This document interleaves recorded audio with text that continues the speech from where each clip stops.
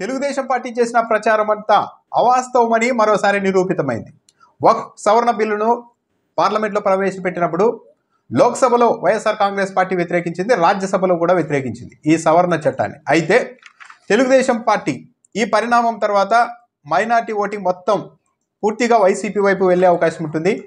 వక్ఫ్ చట్ట సవరణకి మద్దతు ఇచ్చినందుకు గాను తమపైన ముస్లింలు తీవ్ర ఆగ్రహంతో ఉన్నారని గ్రహించిన తెలుగుదేశం పార్టీ తన మీడియా సామర్థ్యంతో ఒక ప్రచారం చేస్తూ వచ్చింది. వైఎస్ఆర్ కాంగ్రెస్ పార్టీ ముస్లింలకు మోసం చేసింది, లోక్సభలో బిల్లును వ్యతిరేకించిన వైసీపీ ఎంపీలు రాజ్యసభకు వచ్చేసరికి మాత్రం ఆ బిల్లుకు మద్దతు ఇచ్చారంటూ ఒక ప్రచారానికి తెరలేపింది. వైఎస్ఆర్ కాంగ్రెస్ పార్టీ ఈ ప్రచారాన్ని ఖండించినా, లేదు మేము విప్పు కూడా జారీ చేశామని చెప్పినా, రాజ్యసభలో స్వయంగా ఆ పార్టీ ఎంపీ వైవి సుబ్బారెడ్డి ప్రసంగంలో ఈ సవరణను వ్యతిరేకిస్తున్నామని చెప్పినా కూడా తెలుగుదేశం పార్టీ మాత్రం తన మీడియా బలంతో వైఎస్ఆర్ కాంగ్రెస్ పార్టీ రాజ్యసభలో ఈ చట్ట సవరణకు అనుకూలంగా ఓటేసిందంటూ ప్రచారం చేశారు. ఒక విధంగా నమ్మించే ప్రయత్నం కూడా చేశారు, ఒక గందరగోళాన్ని సృష్టించారు. వైఎస్ఆర్ కాంగ్రెస్ పార్టీ ఇలా చేయడానికి బీజేపీ అంటే భయపడుతోంది. జగన్మోహన్ రెడ్డి తనపైన కేసులు ఉన్నాయి కాబట్టి భయపడుతున్నారు. అందుకే లోక్సభలో వ్యతిరేకించి రాజ్యసభకు వచ్చేసరికి బీజేపీ పెద్దలకు కోపం వస్తుందని గ్రహించి బిల్లుకు మద్దతు ఇచ్చారు అంటూ ప్రచారం చేస్తూ వచ్చారు. అయితే ఇదంతా అవాస్తవం. బీజేపీకి జగన్మోహన్ రెడ్డి భయపడుతున్నారు. జగన్మోహన్ రెడ్డి బీజేపీ పెద్దల ఆదేశాల మేరకే తన పార్టీ ఎంపీలతో రాజ్యసభలో బిల్లుకు మద్దతుగా ఓట్లు ఇచ్చారు. ఇవన్నీ అవాస్తవం అని తెలిపింది. ఎందుకంటే వైఎస్ఆర్ కాంగ్రెస్ పార్టీ ఇప్పుడున్న పరిస్థితుల్లో రాజకీయంగా తనకు పూర్తిగా ప్రతికూల పరిస్థితులు ఉన్నప్పటికీ కూడా ఏకంగా కేంద్ర ప్రభుత్వం తెచ్చిన ఈ చట్టాన్ని సవాల్ చేస్తూ సుప్రీంకోర్టులో వైఎస్ఆర్ కాంగ్రెస్ పార్టీ స్వయంగా ఒక ప్రజా ప్రయోజన వ్యాజ్యాన్ని కూడా దాఖలు చేసింది.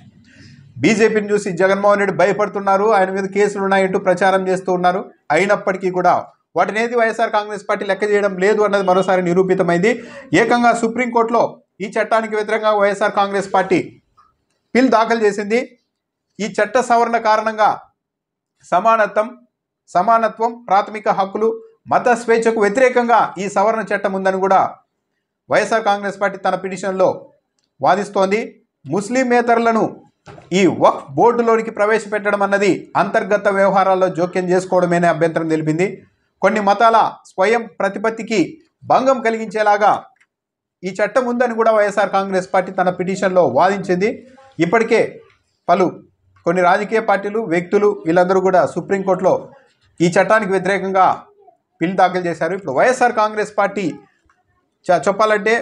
ఓపెన్గా చెప్పాలంటే ఇప్పుడున్న పరిస్థితుల్లో జగన్మోహన్ రెడ్డిని ఎక్కడ దొరుకుతారా అని తెలుగుదేశం పార్టీ ప్రభుత్వం, కూటమి ప్రభుత్వం కాచుకొని ఉన్న నేపథ్యంలో బీజేపీకి, కేంద్ర ప్రభుత్వానికి కూడా జగన్మోహన్ రెడ్డి పూర్తి వ్యతిరేకమైతే మాకు మంచిది, జగన్మోహన్ రెడ్డిని అణచివేయడానికి, వైసీపీ పైన చర్యలు తీసుకోవడానికి మాకు మరింత వెసులుబాటు ఉంటుంది అన్నట్టుగా తెలుగుదేశం పార్టీ రాష్ట్ర ప్రభుత్వం కాచుకొని కూర్చున్న ఈ సమయంలో కూడా ఈ చట్టానికి వ్యతిరేకంగా జగన్మోహన్ రెడ్డి పార్టీ ఏకంగా సుప్రీంకోర్టులో పిటిషన్ వేయడం అన్నది ఒక సాహసోపేతమని చెప్పాలి.